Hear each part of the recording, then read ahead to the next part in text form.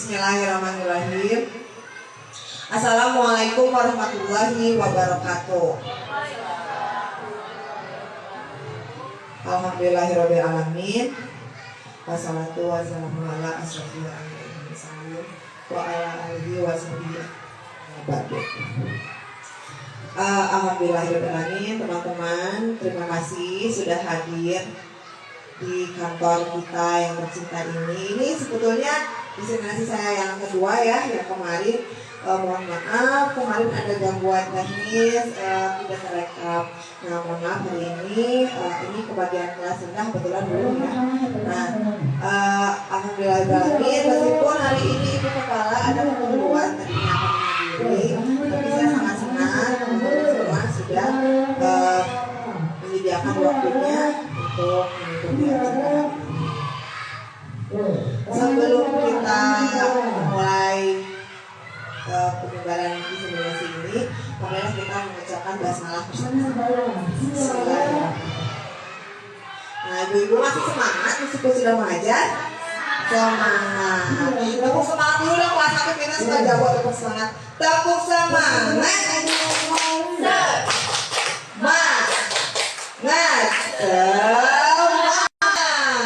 Kelihatan masih pagi ya, tadi semangatnya energinya masih banyak.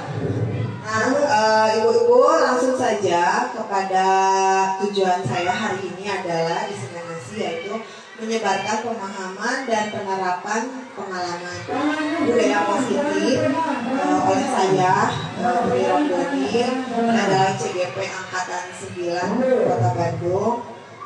Insya Allah hari ini kegiatan saya untuk memenuhi tugas saya di modul 1.4 diseminasi aksi nyata kepada teman-teman sejawat. Nah, sebelum kita mulai pada materi ini, saya ingin bertanya, apakah sebelumnya ibu-ibu pernah dengar apa itu budaya positif? Ayo Bu, ini apa ya coba yang ada di benak kita ketika mendengar budaya positif? Apa sih? Kebiasaan yang baik, benar. Bapak silakan Bapak silakan di sini Pak. Itu sebelah sana Pak di belakang. Kalau ibu mau coba Bu budaya positif. Kebiasaan yang baik mungkin sama dengan beliau. Mau coba? Kebiasaan yang baik atau apa ya? Sikap baik anak. Ya betul. Charis, Bu Bella, Bu Lauri, coba Bu.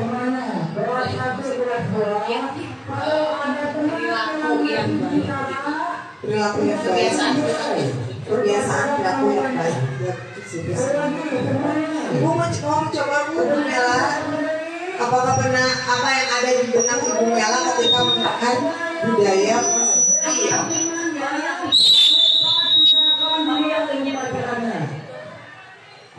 Mungkin selain perilaku ya ada tutur kata yang baik mungkin. Tutur kata yang baik ya betul. Jadi semua jawaban atau apa yang ada di benak ibu-ibu saat ini adalah kurang lebihnya itu betul.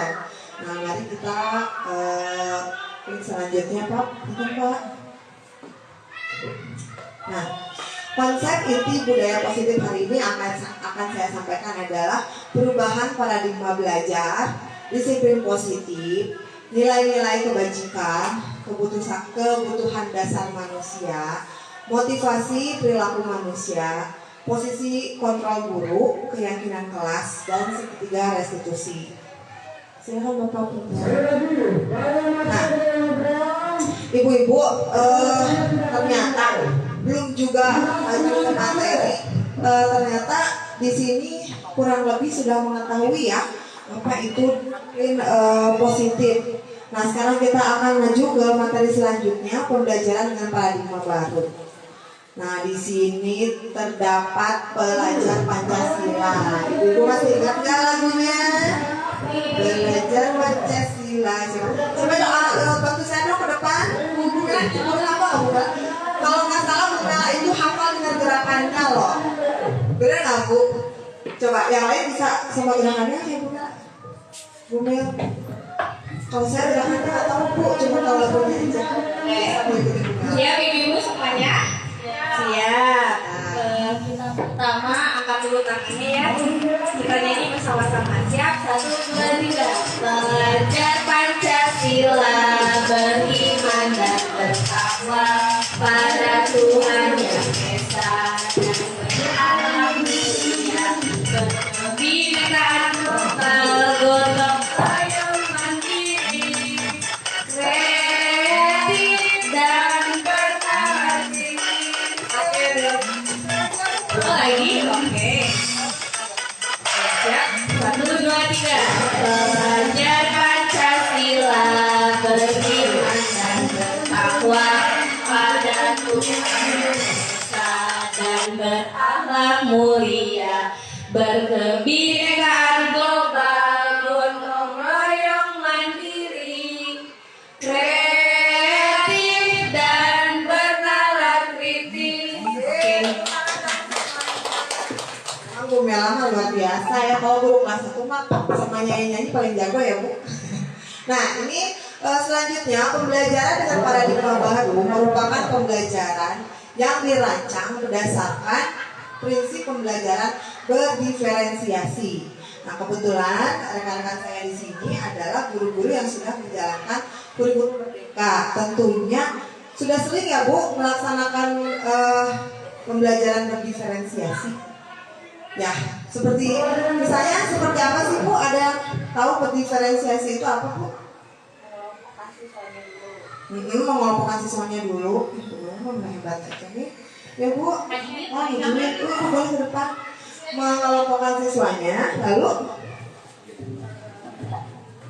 Mungkin sebelum ke siswa ya, sebagai apa informasi juga, mungkin dari pembelajaran berdiferensiasi itu kitanya juga harus lebih siap, kitanya juga Bu. Jadi sebagai gurunya itu di sini harus kita mempunyai kemampuan yang sesuai dengan paradigma baru.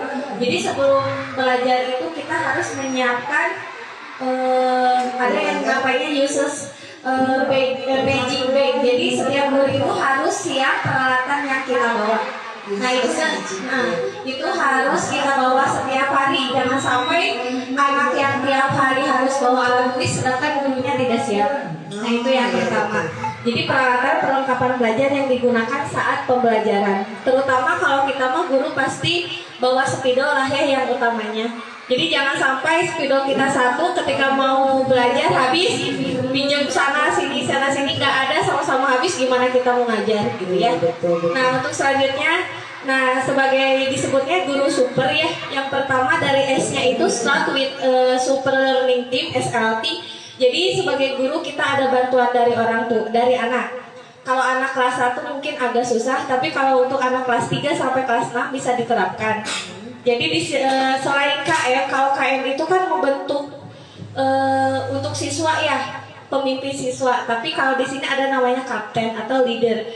Jadi si anak itu harus tahu apa yang akan kita pelajari hari besoknya. Jadi sebelumnya, misalkan kayak matematika besok tentang pengurangan, si leader ini harus udah tahu. Kita harus kasih tahu si anak ini supaya bisa mengkomunikasikan ya 3C, connection, komunikasi dan kolaborasi kepada teman-temannya. Itu ada S, U tadi use magic bag. Terus yang ke P-nya plan your lesson with ada 8 stage-nya. Jadi dalam pembelajaran berdiferensiasi itu ada 8 tahapannya. Ada opening-nya, ada pembukaannya seperti kita berdoa, terus ada icebreaker. Jadi setelah berdoa itu sebisa mungkin kita harus melakukan ice breaking Bu. Jadi supaya lebih semangat. Apalagi kita sekolahnya 20 pagi dan siang. Di siang yang akan lebih menyemangati anak gitu ya. Kalau pagi-pagi pas udah akan lebih semangat untuk sekolah siang. Yang ketiganya ada link in pembimbingan anak ke materi. Jadi di materinya harus disesuaikan, jangan besok harus yang kemarin dipelajari sedikit mungkin ya, persepsi lah ya. Kemudian di pembelajaran sebisa mungkin ada presentasi anak, jadi anaknya tuh keuleun diem wae gitu ya. Jadi anak yang pendiam sebisa mungkin untuk maju lah, mau nulis, mau presentasi, mau apa. Selanjutnya ada kontrol praktis, praktek terbimbing. Jadi ada prakteknya, tapi tidak semua pelajaran ada prakteknya kan ya. Tapi praktek juga dibimbing, jangan praktek diculkeun gitu ya. Selanjutnya ada SCP, semi kontrol praktis, praktek semi terbimbing, melakukan praktek mandiri. Jadi praktek kan ada yang dibimbing dulu, selanjutnya anak bisa mengerjakan sendiri. Selanjutnya ada yang ketujuh RLP, Real Life Practice. Materi hari ini dihubungkan dengan kehidupan sehari-hari sebisa mungkin. Seperti kelas 1 pengurangan penjumlahan itu soal-soalnya di kehidupan sehari-hari atau dengan benda-benda yang anak bawa, jadi konkret Bu, jadi tengawang-awang tuh nggak berandai-andai, mungkin seperti itu. Dan yang terakhir ada feedbacknya, ada umpan balik setelah selesai pembelajaran. Dan yang ketiganya ada E-nya, explain more than explain. Guru banyak memberikan contoh daripada menerangkan. Jadi contohnya mungkin disesuaikan dengan kehidupan sehari-hari juga. Nah, itu yang disiapkan untuk menjadi guru super. Siap ibu-ibu semuanya? Ya, itu sebetulnya. Nah, kalau untuk anaknya, kita harus setelah asesmen dilakukan, kita pasti tahu ada 3 kelompok anak. Yang pertama tentang anak yang slow. Slow itu yang bukan kurang banget ya, mungkin ada faktor lain yang bisa menyebabkan anak itu slow atau nama lainnya learning. Yang kedua ada middle, sedang berusaha mencari. Yang ketiganya performing, anak yang ingin maju atau mendominasi. Nah, dari ketiga anak itu mungkin cara kita mengajar akan beda. Tidak mungkin kita sudah melompokkan anak ketiga itu pembelajarannya disamakan, nggak akan bisa Bu. Kita coba aja. Kalau cara lama kan pasti sama aja di anaknya. Kalau secara sekarang karena kita belajar berdiferensiasi paradigma baru, ayo kita coba setelah kita tahu dari kelompok 3 anak itu, kita pembelajarannya dirubah sedikit Bu. Jadi misalkan kalau bahasa Indonesia yang anak yang slow banget mah nggak hafal ABC ya. Tapi ketika yang anak yang naik udah kemana aja, tapi semuanya kita harus bimbing. Jadi ketika anak yang sudah bisa, kalau di saya ya, kalau bahasa Indonesia anak dari 30, 15 yang paling cepat 15 orang itu setelah selesai teh baca Bu. Jadi gak kemana aja, jadi gak ngeganggu ke teman yang lain. Kalau yang tengah-tengah mungkin masih nulis tapi rada lambat. Yang gak bisa banget, mungkin nanti setelah selesai anak dari 30 yang kelompok 1 dan 2, 25, sisanya 5 orang yang gak bisa, itu semampunya saja. Gitu. Nah, nanti di akhirnya kita mempunyai penilaian sendiri antara kelompok 1, 2, dan 3. Mungkin itu mudah-mudahan bisa digunakan oleh ibu-ibu semua, dipraktekkan di kelas masing-masing. Terima kasih Bu Mela, Masya Allah, lengkap sekali ya pemaparannya. Tepuk tangan untuk Bu Mela semuanya. Nah, tadi Bu Mela sudah memaparkan dengan lengkap sekali mengenai pembelajaran berdiferensiasi. Kenapa ya Bu? Sekarang ada ini ya, di data plus-plus. Mungkin kita jarang ya, itu mungkin artinya tuh sebetulnya sebelumnya guru-guru itu sudah pernah melaksanakan ini, tapi kalimatnya saja mungkin yang baru ya, berdiferensiasi. Jadi ini asal saya punya beda gitu ya, diferensiasi. Silakan Pak. Selanjutnya, nah sekarang kita ke miskonsepsi tentang teori kontrol. Nah ini ada ilusi guru mengontrol murid. Nah, Bu, di penjelasan ini terkadang kita itu tanpa tidak terasa selalu mengontrol apa kehendak anak, padahal anak memiliki kontrol sendiri. Kan kita suka yakin kontrol anak ada di kita. Misalnya ketika kita meminta sesuatu, kata ibu, kamu nggak boleh ini ya, misalnya dengan larangan gitu ya. Pokoknya nanti nggak boleh lewat sana, Mbak. Ibu suruh kamu lewat sana. Ya aja anak teh mengontrol. Padahal anaknya ada kemungkinan tidak mengingat apa yang kita pesan yang kita sampaikan ya. Karena kita merasa ilusi guru itu bisa mengontrol murid. Nah ini yang kedua, ilusi bahwa kritik dan membuat rasa bersalah mampu menguatkan karakter. Semisal Bu, kamu teh suka pinjam alat tulis teman, lain kali bawa sendiri dari rumah, jangan suka minjem-minjem ya, supaya kamu itu tahu, jadi kamu tuh disiplin menyiapkan barang sendiri. Kita merasa memberitahu hal seperti itu adalah menguatkan karakter anak dengan berdisiplin menyiapkan peralatannya sendiri. Namun kita tidak menanyakan mengapa dia meminjam pensil punya temannya, barangkali dia tidak punya ya. Kita tidak menanyakan alasan dan kita merasa menguatkan karakter anak aja ya, mendisiplinkan anak, tapi kita tidak menanyakan alasannya apa. Yang ketiga, ilusi bahwa semua penguatan positif, efektif dan bermanfaat. Misal gini Bu, ibu yang kita suka sibuk ya memeriksa tumpukan hasil tes anak, terus anak datang ke meja kita, ibu lihat gambar aku bagus, bagus, dilihat enggak ya Bu ya, seperti itu. Padahal kita merasa dengan memuji, udah cukup pokoknya budak bagus ya, kata kita bagus nak, bagus dilihat enggak. Padahal kita kan bisa melihat terus, tangan kamu teh kotor ya, sok cuci tangan dulu. Biar apa, coba cuci tangan dulu. Ini Bu biar nggak kotorkan kertas yang selanjutnya misalnya ya. Nah bisa kita tuh seperti itu, tapi kita selalu merasa penguatan positif itu efektif dan bermanfaat. Atau sering memuji gitu ya, sering memuji nggak jelas gitu ya, sering gitu memuji itu dengan artian pasti dia senang tanpa mengetahui apa yang dia perlihatkan pada kita. Ilusi bahwa orang dewasa berhak memaksa. Nah ini kita merasa bisa memaksa murid-murid kita melakukan apa yang kita inginkan, padahal anak memiliki kehendak sendiri, memiliki hak sendiri. Untuk selanjutnya apa agak punten? Nah ini ada mengubah paradigma stimulus respon ke pendekatan teori kontrol. Yang pertama adalah ada stimulus respon. Ini ya, yang sebelah sini stimulus respon, yang ini ada teori kontrol. Realitasnya kebutuhan kita sama, padahal kebutuhan kita berbeda. Kebutuhan saya sama Bu Vina berbeda ya, dengan Bu Liz berbeda. Semuanya kita tuh kebutuhannya berbeda. Tapi kita stimulusnya selalu merasa kebutuhan kita itu sama. Nah yang kedua, semua orang melihat hal yang sama. Setiap orang memiliki gambaran yang berbeda.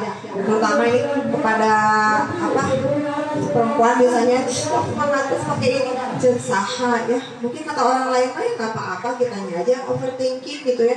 Ini mah kemanis, ini mah gini. Nah karena kita merasa semua orang melihatnya hal yang sama dengan kita saat kita tidak percaya diri. Padahal setiap orang memiliki gambaran yang berbeda. Selanjutnya, kita mencoba mengubah orang agar berpandangan sama dengan kita. Kita berusaha memahami pandangan orang lain tentang dunia. Kita seringkali merasa, Bu bener gak sih si anak itu teh pemalas, kata aku beda gitu ya.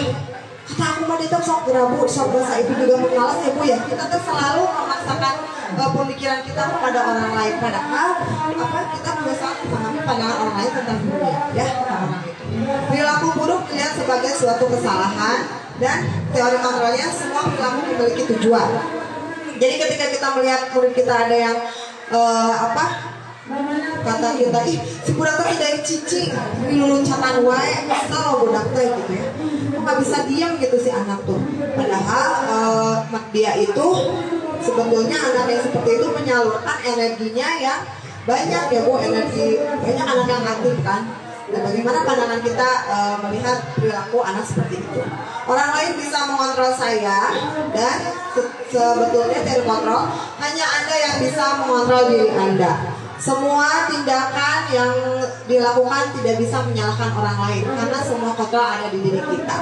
Yang ketiga, berapa Bu? 1, 2, 3, 4, 5, 6, 7 yang 7. Pemaksaan ada pada saat bujukan gagal. Kolaborasi dan menciptakan pilihan-pilihan baru. Misalkan ini terjadi di kelas 1 Bu, ketika anaknya sulit dipisahkan dari orang tuanya. Banyak ya yang terjadi sekarang. Dan orang tuanya banyak memilih untuk menemani anaknya di kelas. Kita juga, gimana perasaan kita Bu saat orang tuanya ada di kelas? Kagok ya. Tapi jika kita sudah misalnya si anak sudah nanti besok kamu ditinggal mamanya ya, tetap nggak bisa ditinggal. Lalu kita paksa si anaknya duduk paksa misalnya kayak Bu, duduk silakan duduk. Dulu paksa si anak dari orang tuanya untuk berpisah. Akhirnya dia besoknya dalam kata lain trauma cina ya. Terus dalam kata lain jadi nggak mau sekolah. Memang mungkin karena adanya bujukan yang gagal, jadi ada pemaksaan. Padahal kita bisa berkolaborasi, bekerja sama, mengobrol dengan anak tersebut maunya bagaimana. So, berapa jam mama ada di dalam kelas misalnya, coba dicoba ya Bu ya. Saya mungkin bukan guru level bawah, biasanya sabar-sabar ya. Mungkin kerjasamanya lebih bagaimana ya Bu? Ibu yang lebih tahu ya pengalamannya bagaimana bekerja sama dengan anak yang sulit ditinggalkan dengan orang tuanya. Mungkin bisa berkolaborasi ya Bu, atau ada perjanjian dengan anak tersebut. Selanjutnya, model berpikir menang atau kalah. Yang teori kontrol, model berpikir menang dan menang. Jadi kita tidak bisa setiap segala sesuatu kita hanya melihat menang, kalah. Semuanya juga menang. Selanjutnya Pak. Disiplin positif. Disiplin berasal dari kata disiplina yang artinya belajar. Disiplin mengacu pada disiplin diri yang memiliki tanggung jawab terhadap apa yang dilakukan berdasarkan nilai-nilai yang diyakini. Nah, tadi seperti yang pertama kali ibu-ibu sebutkan, benar semuanya bahwa disiplin ini adalah hal yang harus kita terapkan kepada anak-anak kita yang ada di sekolah. Kalau bukan dari kita gurunya sebagai teladan atau sebagai pamong, siapa lagi ya Bu yang mencontohkan? Namun penerapan disiplin positif ini tidak bisa kita lakukan sendiri. Kita harus berkolaborasi, kita harus bekerja sama semua guru agar disiplin positif ini cepat terlaksana dan akan efektif hasilnya. Gak mungkin Bu saya kerja sendiri di kelas saya aja saya disiplin kelas saya, tapi saya tidak berkolaborasi dengan teman-teman yang lainnya. Jadi saya ingin mengajak rekan-rekan yang ada di sini, dan ini juga tanggung jawab warga sekolah juga untuk melaksanakan disiplin positif kepada murid-murid kita, ya. Disiplin positif merupakan salah satu cara penerapan disiplin yang bertujuan untuk menumbuhkan kesadaran serta memberdayakan peserta didik tanpa imbalan reward, ancaman atau hukuman. Misalkan Bu, yang buang sampahnya terus-terusan ke tempat sampah atau kolong mejanya rapi, nanti Ibu kasih hadiah ya. Bila si anak selalu diberi reward seperti itu, bagaimana dia akan sadar kalau sampah itu adalah kewajibannya dia gitu, untuk bersih lingkungannya, bukan kewajibannya karena ada imbalan. Atau kita menghukum siapa nih yang buang sampah, hukum 5.000 misalnya. Kita tidak bisa melakukan hal seperti itu. Bagaimana caranya kita mengajak supaya itu hadir dalam dirinya sendiri, kesadarannya ya muncul. Sebagai pendidik, tujuan kita adalah menciptakan peserta didik yang memiliki disiplin diri, sehingga mereka berperilaku mengacu kepada nilai-nilai kebajikan universal dan memiliki motivasi intrinsik dalam perubahan perilaku ke arah yang lebih baik. Nah, itu memang sudah tujuan kita Bu. Gimana ya? Mari kita bersama-sama bagaimana ini caranya anak supaya kesadarannya muncul dari dalam dirinya sendiri, bukan dari ancaman gurunya, ya, bukan dari peraturan kelasnya yang misalnya yang membuang sampah denda sekian, siun gitu ya, jika menjajan sampah sembarangan misalnya. Selanjutnya Pak Aga. Nilai-nilai kebajikan, nilai yang disepakati bersama lepas dari suku bangsa, agama, bahasa maupun latar belakangnya. Contoh nilai kebajikan institusi atau organisasi yang kita ketahui dari profil pelajar Pancasila: beriman dan bertakwa pada Tuhan Yang Maha Esa dan berakhlak mulia, berkebinekaan global, gotong royong, mandiri, kreatif, dan bernalar kritis. Yang keduanya, program tahunan sekolah kita menginginkan murid yang toleransi, rasa hormat, integritas, mandiri, menghargai, antusias, empati, keinginan tahuan, kreativitas, kerjasama, percaya diri, dan komitmen. Yang terakhirnya adalah keterampilan hidup. Kita menginginkan anak-anak itu dapat dipercaya, lurus hati, pendengaran yang aktif, tidak merendahkan orang lain, dan memberikan yang terbaik dari dirinya. Ini kebutuhan dasar manusia. Kebutuhan dasar manusia adalah segala sesuatu yang kita lakukan untuk mendapatkan apa yang kita inginkan. Seluruh tindakan yang kita lakukan memiliki tujuan tertentu, dan semua usaha yang terbaik yang kita lakukan adalah dalam rangka agar kebutuhan dasar kita terpenuhi dengan baik. Seperti kita contohnya seorang guru mendedikasikan diri kita untuk mendidik murid kita. Kita bekerja karena kita ada tujuannya ya Bu. Selain misalnya kita bekerja untuk mencari upah atau bayaran, kita juga berharap yang paling tinggi adalah mendapatkan ibadah, kita melaksanakan ibadah, mendapatkan tabungan nanti ya Bu ya. Dan kita juga tentunya tidak mungkin mengajar dengan asal-asalan, dan kita ingin ilmu yang kita transferkan kepada anak suatu hari akan menjadi nilai-nilai yang baik dari dalam diri anak tersebut. Betul kan Bu? Namanya ceng-celengan ya si anak-anak kita teh. Bismillah, mudah-mudahan gitu ya. Silakan Pak. Nah, ini ada 5 kebutuhan dasar manusia. Yang pertama, bertahan hidup, yaitu makanan, tempat tinggal, keamanan, dan kesehatan. Nah, Ibu Bapak Guru, pernahkah kita memikirkan bagaimana murid-murid kita bertahan hidup? Apakah ada anak atau murid kita yang memang bertahan hidupnya itu tidak terpenuhi? Misalnya ada anak yang tidak mampu, sehingga ketika kita meminta dia tugasnya mana, belum, kamu belum mengajarkan tugas, mungkin dia ada alasan, apakah mungkin tempat tinggalnya bocor atau banjir ya, kita nggak tahu, atau mungkin kita harus mengetahui apakah bertahan hidup murid kita itu apa yang mereka kekurangannya itu, mungkin kita bisa memahami dan membantu mereka. Selanjutnya, kasih sayang dan rasa diterima. Rasa diterima, dipedulikan, berbagi, kerjasama menjadi bagian dalam kelompok. Bu, Pak, misalnya kita memiliki murid yang suka tiba-tiba caper nasi di kelas. Bukan tiba-tiba, ya murid beli caper, misalnya. Kita kayak, kerjakan di buku yang warna kuning ya. Terus dia mengulang lagi, ibu benar kamu ini bukunya yang ini. Padahal bukan kuning ya. Sering ya Bu ya. Mengapa ya seperti itu sih anak? Mungkin karena dia itu tidak memiliki rasa kasih sayang, tidak diperhatikan di rumah. Atau misalnya dengan memuji ibu-ibu di kelas, iya gitu ya, pengen ditegur, jujur palitan gitu ya. Jadi kenapa sih anak teh kalau kita bertanya kepada orang tuanya, tuh di bumi mah kalem gitu. Ya kenapa begitu? Mungkin si anak ini ingin diperhatikan oleh kita karena dia tidak memiliki rasa kasih sayang. Atau gini Bu, ketika kita meminta murid kita, ayo silakan buat kelompok 5 orang, udah tanpa kita sebutkan namanya siapa aja, ada satu anak yang cuin aja nggak punya temannya sendiri. Nah, mungkin dia itu adalah salah satu anak yang tidak menjadi bagian dalam kelompok. Suka ada anak yang tidak memiliki teman. Kenapa seperti itu? Mungkin di situ ada tugas kita juga, bagaimana mempersatukan anak yang memang tidak punya teman. Nanti kita akan memiliki cara-caranya sendiri. Saya yakin ibu-ibu di sini pasti sudah pernah mengalami hal seperti ini dan mengetahui jalan keluarnya. Ya. Selanjutnya penguasaan. Di penguasaan ada harga diri, keinginan untuk dianggap, memimpin, berprestasi, diakui dan didengar. Anak-anak itu ingin sekali mereka itu dianggap ada, dianggap dihargai, dirinya itu memiliki harga diri.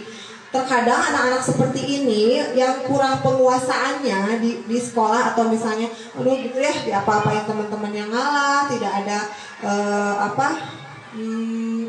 Bu, pertahanan diri. Mungkin dia itu ada kurang sosok ayah misalnya yang menguatkan dia ya. Jadi anak-anak kita itu harus memiliki penguasaan.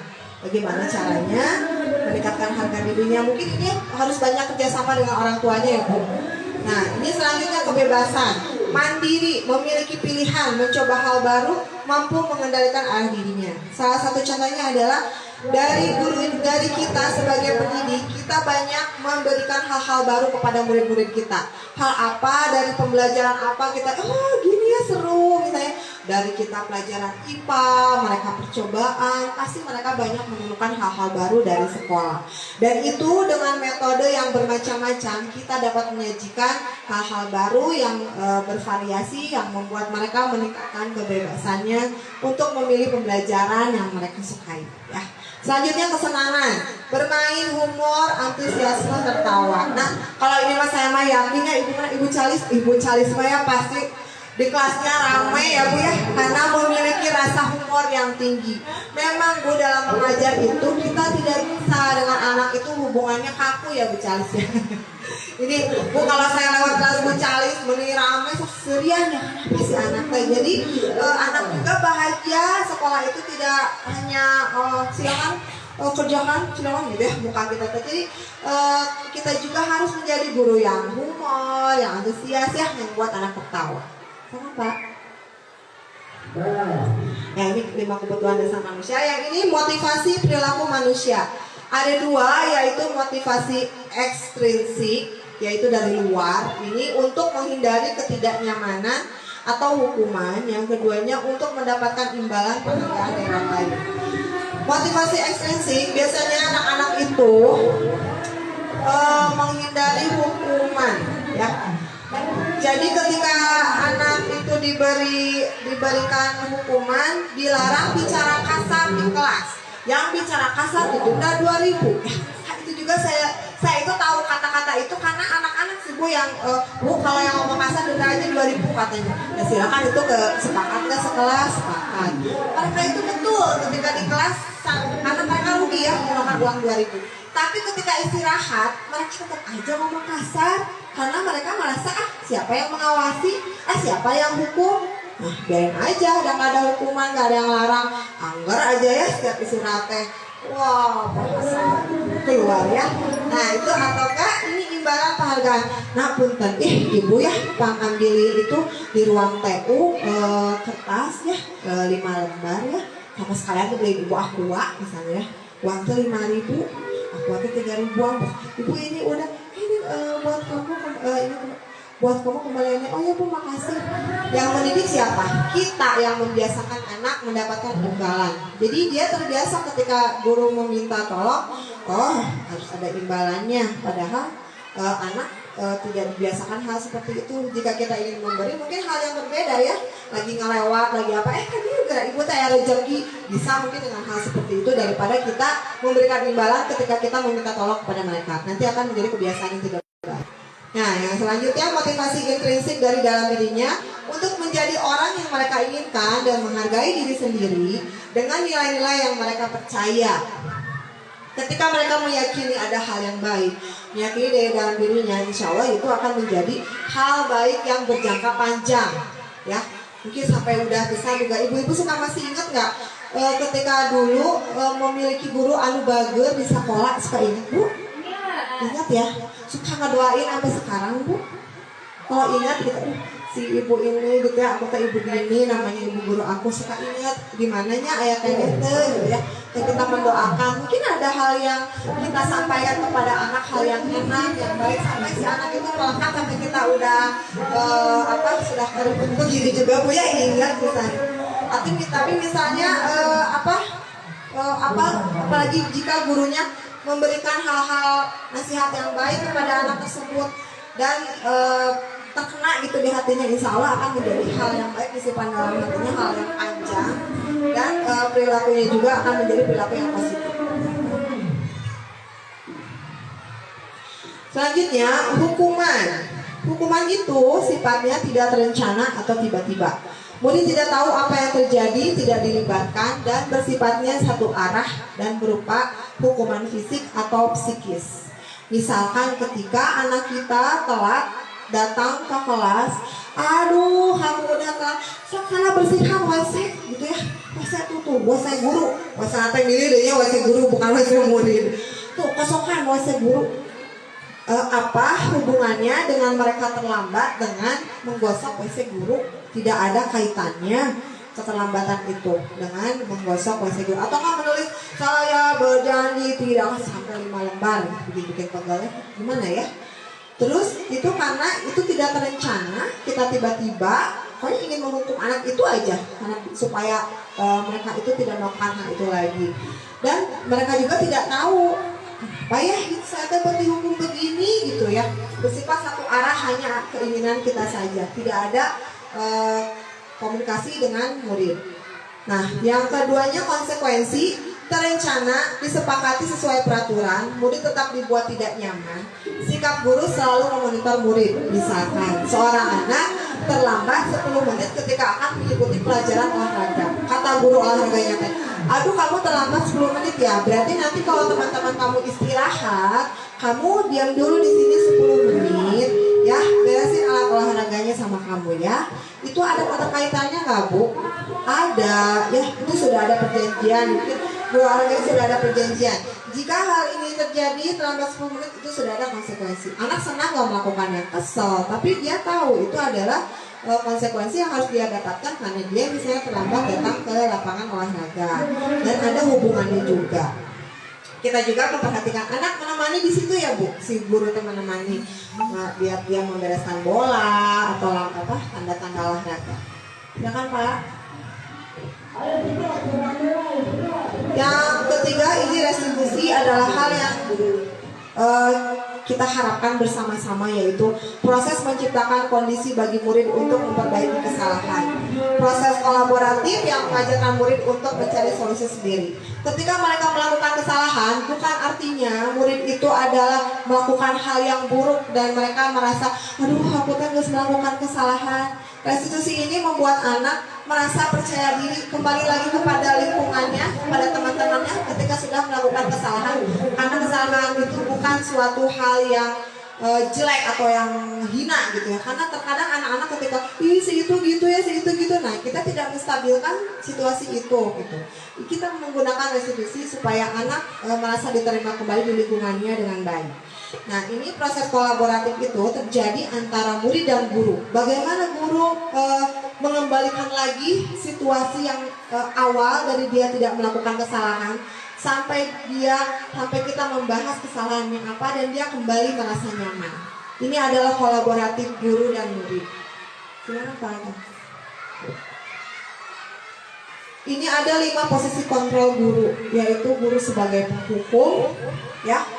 Biasa kalau penghukum ya, yang seperti contoh yang tadi, menghukum muridnya tanpa alasan, hukumannya sudah tidak relevan, misalnya silakan berdiri di depan di depan apa Bu? Di depan pintu atau di depan gerbang Batagor. Berdiri misalnya selama 10 menit kakinya ke atas, sudah tidak relevan ya Bu. Apakah masih ada di sekolah kita yang seperti itu? Tidak ada, insya Allah tidak ada. Ini sudah kurikulum merdeka ya. Atau juga ada yang pemantau. Pemantau itu cuma merhatiin aja, tapi dia turun langsung enggak. Misalnya, ya sudah kalau begitu ya, kamu nanti begini, hanya mengutarakan yang dia lihat, dan dia tidak langsung bertanya kepada anak, hukumannya langsung juga gitu ya. Yang ketiga, membuat merasa bersalah. Iya, kamu tuh udah sering ibu kasih tahu, kayak gitu lagi. Jadi kamu tuh gimana, ibu kan jadi kesel dibuatnya sama kamu tuh jadi kesel. Nah, pernah nggak Bu kita mengucapkan hal itu? Kalau saya hanya pernah ke anak sendiri ya. Nah itu membuat merasa bersalah. Jadi si anak teh nyalah, abi malepat ya saya masalah. Ketika kita sering melaksanakan hal seperti itu, percayalah itu adalah mau praktik pendidikan. Nah yang ini adalah sebagai teman. Ayo jam bapak ulang istirahat ya. Udah jangan naon, sok hadir. Udah jangan gitu lagi lah. Nah, itu posisi sebagai teman ya. Nah, ini adalah sebagai manajer. Manajer itu dengan anak-anaknya, ini adalah hal yang diharapkan guru memiliki posisi kontrol sebagai manajer bagi siswanya. Silakan Pak. Nah ini ada contoh penerapan 5 posisi kontrol guru. Ini akan mengingatkan kita kepada seseorang ya Bu. Ini ketika kasusnya murid tidak memakai topi saat upacara bendera. Pernah terjadi? Pernah. Terus sebagai seorang penghukum Kenapa tidak bawa topi? Nanti kamu udahnya hormat pada bendera selama 30 menit. Ya, saya seperti itu. Kalau membuat merasa bersalah, berapa kali ibu dan bapak beritahu kamu selalu saja mengecewakan ibu bapak. Itu ya. Silakan Pak. Lalu selanjutnya kasus ini tetap kasus yang sama, tapi ini sebagai teman, gurunya sebagai teman. Ayo dong ikuti aturan sekolah, tolong bantu ibu bapak ya. Sekali ini ya, sudah tidak apa-apa, lain kali jangan sampai berbuat seperti ini. Sering pun kita posisi sebagai teman, sering kita posisi sebagai teman, tapi kita tidak berusaha mencari jalan keluarnya bersama-sama. Yang selanjutnya adalah pemantau. Kamu sudah melanggar peraturan sekolah. Kamu tahu konsekuensinya. Setelah upacara kamu beli topi ke koperasi. Jangan diulangi lagi ya. Ini adalah posisi sebagai pemantau. Hanya hanya mengutarakan pelanggarannya apa, konsekuensinya apa, lalu dia harus melakukan hal yang dia inginkan. Selanjutnya Pak. Kasus, ya ini sebagai manajer. Ketika posisi guru sebagai manajer, Mbak, apakah kamu tahu kesalahanmu? Nah, dia menanyakan dulu kesalahannya apa. Kira-kira bagaimana kamu memperbaiki kesalahanmu? Nah, dia bertanya, kira-kira bagaimana? Jadi bukan dari gurunya ya? Tanya lagi kepada muridnya. Silakan Pak. Nah ini posisi kontrol apakah aku? Silakan dijawab bersama-sama. Saya kecewa sekali dengan kamu. Posisi apa Bu? Membuat rasa bersalah, betul? Selanjutnya Pak. Kamu tidak pernah melakukannya. Sebagai posisi apa? Disiplin. Disiplin. Disiplin. Disiplin. Disiplin, betul? Merasa bersalah atau pemantau? Pemantau. Silakan Pak. Memangnya agak-agak ini ya Bu. Apa rencanamu untuk menyelesaikan masalah ini? Manajer. Alhamdulillah anak hebat sebagai manajer. Selanjutnya Pak. Ayolah lakukan demi Bapak dan Ibu ya. Atau sebagai teman ya. Selanjutnya Pak. Kamu tidak pernah mendapat nilai jika tidak mengerjakan tugas. Hukuman. Terima kasih Bu Helmi. Wah, semuanya sudah benar ya. Lanjut Pak. Nah, ini kita telah ke dalam keyakinan kelas. Kita sudah maju ke keyakinan kelas. Di sini ibu-ibu sudah melaksanakan, kalau di kelas disebutnya apa Bu? Kalau peraturan Kesepakatan kelas. Kesepakatan kelas. Ada lagi Bu? Ada yang lain nggak? Kalau di kelas Ibu apa? Sama. Tata tertib ya. Ada juga yang tata tertib, ada juga ada yang kesepakatan kelas. Nah, saya waktu pertama kali ini teh keyakinan kelas daya hikmah kepada Tuhan gitu ya. Mengapa bukan peraturan kelas? Ya karena keyakinan kelas ini adalah berisi. Coba selanjutnya saja Pak. Mengapa katanya keyakinan kelas?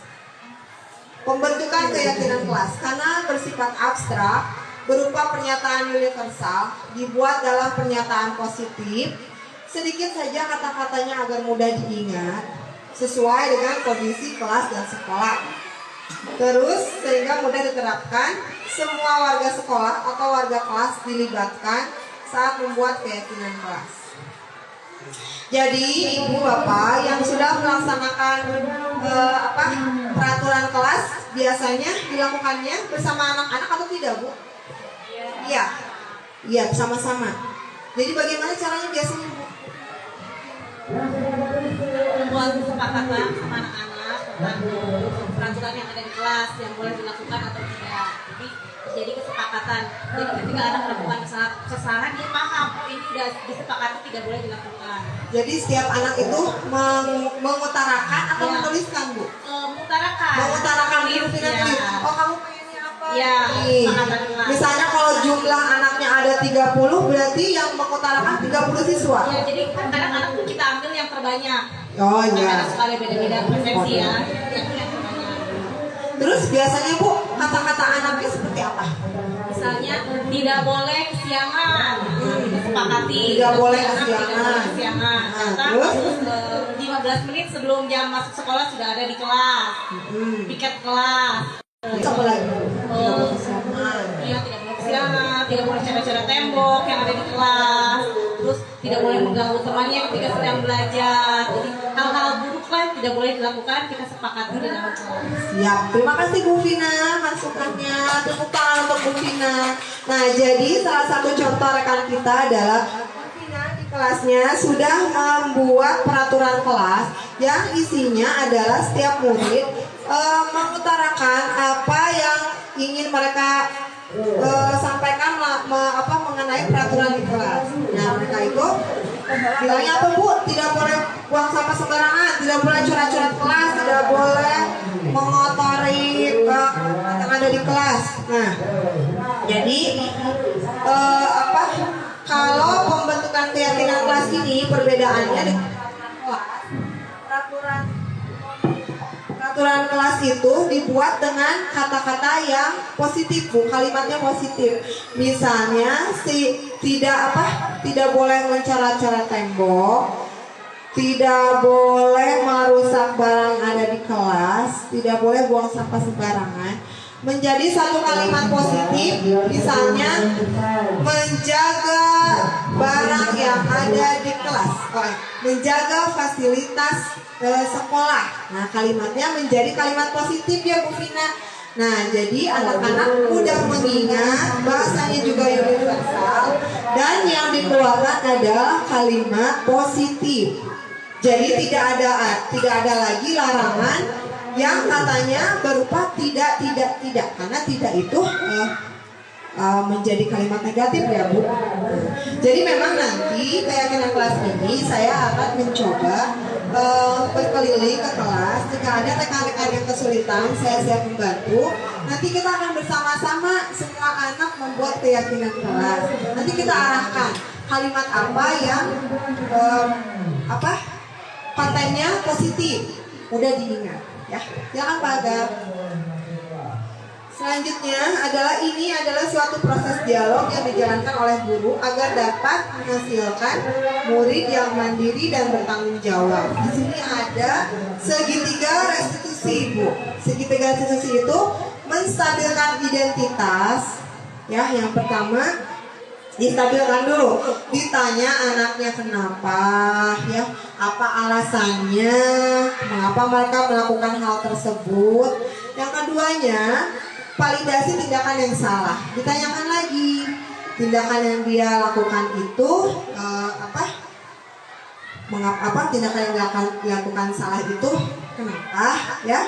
Terus sebetulnya si anak itu sebenarnya nggak apa-apa sih kamu, bukan nggak apa-apa ya, lebih baik ibu berterima kasih karena dia itu tidak melakukan hal yang jauh lebih banyak daripada menyakiti hal yang lain gitu ya. Itu adalah validasi tindakan yang salah. Nanti saya akan contohnya Bu kalau kurang belibet ya bahasa saya. Ini menanyakan keyakinan. Jika ibu di kelas sudah membuat keyakinan kelas, ketika anak berbuat kesalahan, kita akan kembalikan ke keyakinan kelas. Apakah dia sesuai perilakunya dengan keyakinan kelasnya. Makanya kita harus membuat keyakinan kelas lebih dahulu. Selanjutnya Pak. Selanjutnya adalah menstabilkan identitas. Berdasarkan prinsip membuat kesalahan adalah bagian dari proses pembelajaran. Ketika anak kita melakukan kesalahan, kita bisa mengucapkan berbuat salah itu wajar. Terus tidak ada manusia yang sempurna. Terus ibu bapak juga pernah melakukan itu. Terus ibu bapak tidak mau mencari siapa yang salah, tapi ibu bapak ingin mencari solusi dari permasalahan ini. Terus selanjutnya kamu berhak merasa begitu. Ini adalah menstabilkan identitas. Ketika anak melakukan kesalahan, kita tidak langsung bilang, tuh kamu teh benar, kenapa gitu ya, apa sih gitu ya. Selanjutnya Pak Agus ya. ya, validasi tindakan yang salah. Nah, berdasarkan prinsip setiap perilaku berupaya memenuhi suatu kebutuhan tertentu. Nah, kamu pasti punya alasan kan mengapa melakukan hal itu. Kita bisa memvalidasi tindakan anak yang salah dengan berkata seperti ini. Misalnya, kamu pasti punya alasan kenapa melakukan hal itu. Selanjutnya, padahal kamu bisa melakukan yang lebih buruk dari ini ya, gitu. Terus selanjutnya, kamu patut bangga karena telah melindungi sesuatu yang penting buatmu. Terus kamu melakukannya karena mempertahankan sesuatu yang penting bagimu. Silakan Pak Aga. Berdasarkan prinsip teori kontrol bahwa pada dasarnya kita termotivasi secara intrinsik, ya, dari dalam diri. Ini karena kita sudah membuat keyakinan kelas bersama-sama dengan murid kita di kelas. Ketika mereka melakukan kesalahan, mari kita gali ke keyakinan kelas yang sudah dibuat. Yang pertama, apa keyakinan kelas kita ketika anak kita berdosa? Kenapa gini kamu teh? Ibu lihat tadi merusak barang barang yang ada di kelas. Kenapa? Ya kenapa? Bertanya begitu. Kita tanya kembali, sesuai tidak dengan keyakinan kelas kita? Enggak, bukan ada di situ tulisannya ya, menjaga fasilitas kelas misalnya. Kita tanyakan lagi, kamu sudah melanggar atau tidak? Tadinya sama dia, bukan kita yang bilang kamu yang melanggar, kamu yang itu gitu. Tapi tanyakan lagi kepada anak itu. Jadi terus selanjutnya, menurut kamu seperti apa gambaran sebuah kelas yang ideal menurut kamu? Kamu ingin menjadi orang yang seperti apa? Ditanyakan kembali. Jadi sebetulnya si keyakinan kelas ini memudahkan kita saat anak berbuat salah dan kita akan melakukan segitiga restitusi ini. Lebih mudah jika sudah dipampang ya Bu keyakinan kelasnya. Nanti saya bantu untuk merubah tata tertib kelas menjadi keyakinan kelas. Atau misalnya, kemudian saya mau tetap aja tata tertib kelas, tapi kata-katanya keyakinan kelas. Soalnya kata-kata keyakinan kelasnya asal karagok tidak apa-apa Bu. Yang penting isinya adalah kata-kata yang positif. Selanjutnya Pak Aga. Ini adalah contohnya Ibu. Mari kita saksikan bersama-sama. Suaranya ada. The Bluetooth device is ready to pair. The Bluetooth device is connected successfully.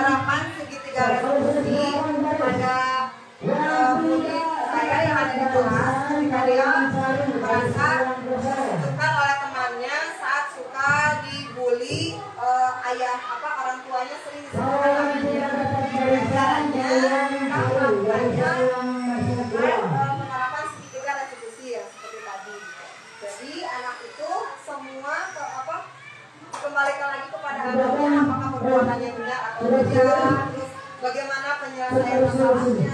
Mereka juga tidak merasa terintimidasi oleh kita. Kalau biasanya juga ada kayak selanjutnya kayak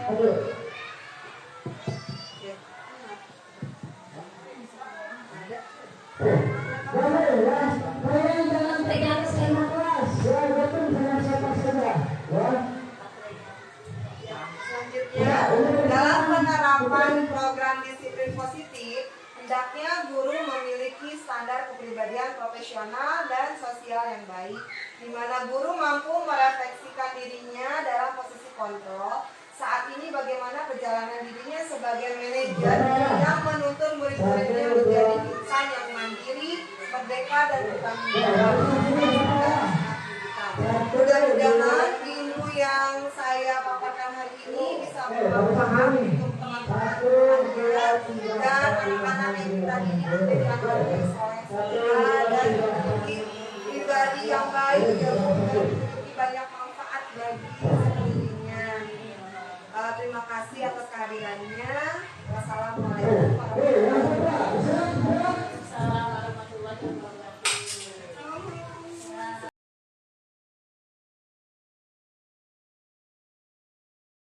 Assalamualaikum warahmatullahi wabarakatuh.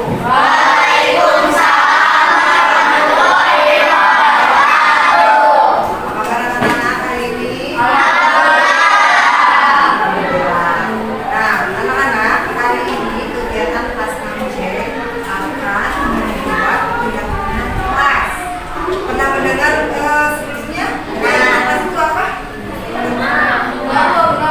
Belum. Nah, kegiatan kelas ini kurang lebih sama seperti ini nih, kesepakatan kelas yang awal telah kita buat. Ya, di kesepakatan kelas yang awal kita buat, di sini ada tulisan apa? Buatan kalian semuanya ini sudah bagus. Namun sekarang kita akan mengganti menjadi keyakinan kelas. Kenapa sih namanya menjadi keyakinan kelas? Keyakinan, nah ini jatuh sedikit ya. Keyakinan kelas ini diubah supaya keyakinan ini hadir dari diri kalian untuk merubah diri kalian menjadi lebih positif. Karena kalimatnya juga akan berubah menjadi kalimat yang lebih positif. Misalnya, waktu pertama kali kita bikin melaksanakan zikir, tidak mengganggu yang sholat, tidak boleh memandang fisik orang lain, tidak boleh berperilaku jorok, benar 2000, tidak mencoret-coret meja, tidak keluar kelas, tidak boleh menarik kerudung, tidak boleh menaik meja, dan tidak. Nah, tidak ini adalah salah satu kalimat yang artinya negatif karena berupa larangan. Sekarang kita ubah menjadi keyakinan kelas. Bagaimana mengubahnya? Dari tidak menjadi kalimat yang positif. Misalnya dari sini, tidak boleh mengganggu yang sholat, tidak boleh berperilaku jorok. Kalimat positifnya apa? Melaksanakan sholat tepat waktu. Nah, seperti itu ya. Jadi kita akan merubah kesepakatan kelas ini menjadi keyakinan kelas. Kita akan buat bersama-sama. Silakan kalian buat kalimat positifnya, kalimat yang baiknya yang sudah ada di sini menjadi kalimat yang positif, ya. Dari tidak boleh menarik kerudung, tidak boleh naik meja, tidak boleh memilih-milih teman, tidak mengejek orang tua, tidak boleh ngomong kasar jorok, tidak boleh melanggar peraturan, tidak boleh gambar jorok, tidak berbicara kasar. Nah, buat kalimat positifnya supaya kalimat kesepakatan kelas kita ini menjadi berubah. Siap? Ya. Silakan bagikan kertasnya. Jadi bisa bantu ibu? Silakan, jadi boleh bantu ibu pelajaran ini. Ini juga boleh bantu ibu. Pelajarannya boleh bantu ibu ya. Bantu ibu, silakan dibagikan ke teman-temannya. Satu orang satu ya.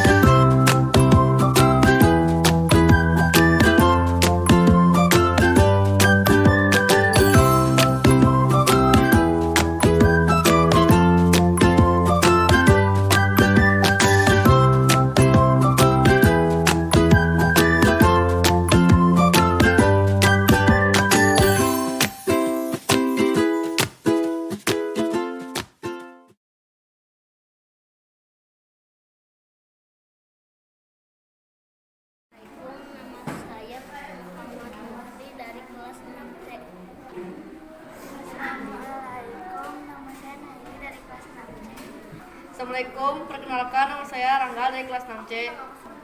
Halo, nama saya Cila dari kelas 6C. Assalamualaikum, nama saya Davin dari kelas 6C. Assalamualaikum, saya Salma dari kelas 6C.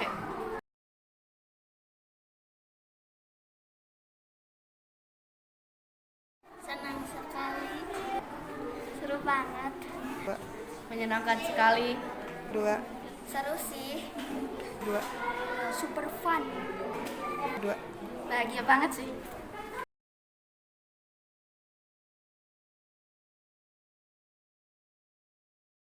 Sangat penting. Penting dong. Penting banget. Penting dong. Very important. Sangat-sangat penting.